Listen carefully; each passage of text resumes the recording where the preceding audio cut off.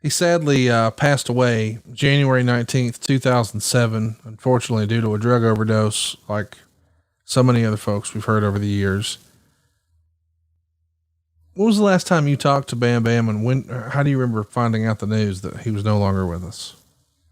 God, the last time I saw Bam Bam was at an ECW event. I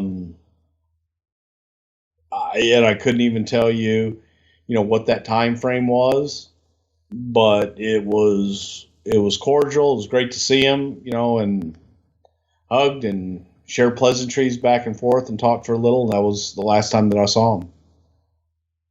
What do you think his legacy will be? Not just in the WWF, but in wrestling. I mean, it feels like a guy who, he did some great stuff, but I don't know. Is it fair to say that potential is still a word that would be thrown away around for him? Because I don't feel like he achieved all that he could. It feels like he had talent that was bigger than what we got to see. I think that would probably be the best descriptor, is to say that he had a great deal of potential, and I don't know that potential was completely lived up to.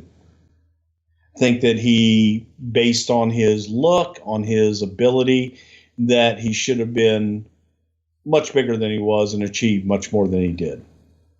We got a lot of questions about Bam Bam. He's got a ton of fans. There's no ways we'll get to them all, but let's do a few here. Jared from Texas wants to know, was there ever any consideration in using him in the Mabel spot in 95? I've heard Kevin Nash say that although they may not have gotten along, he had no issues working with Bam Bam. No, not that I remember. It was kind of during a time that was during a Mabel time of looking at a big nasty heel and using them as a one-off against Diesel as a babyface champion that we were looking to feed. So I don't think that was actually ever a consideration, but God bless Texas, Jared.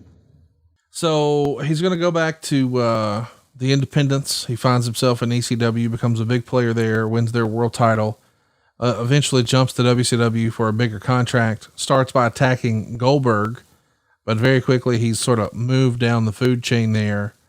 And of course, as we know, WCW's purchased by the WWF while Bam Bam was under contract. So he's going to ride out that Time Warner deal and never work for a major promotion again. Were you surprised that he never popped back up anywhere?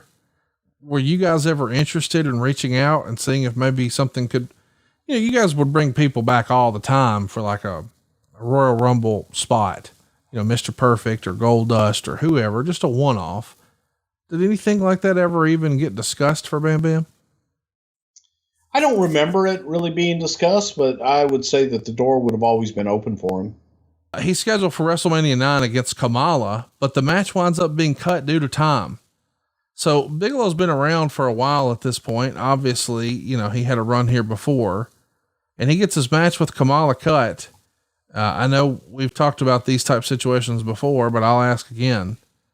Do Kamala and Bigelow still get paid here? I'm sure they did. How disappointed are they when, hey, everybody in this era would say, man, we had to wait till we got our WrestleMania pay-per-view to know, or payday, before we knew if it was a good pay or a good year or not. Like, so much of your entire year hinged on WrestleMania.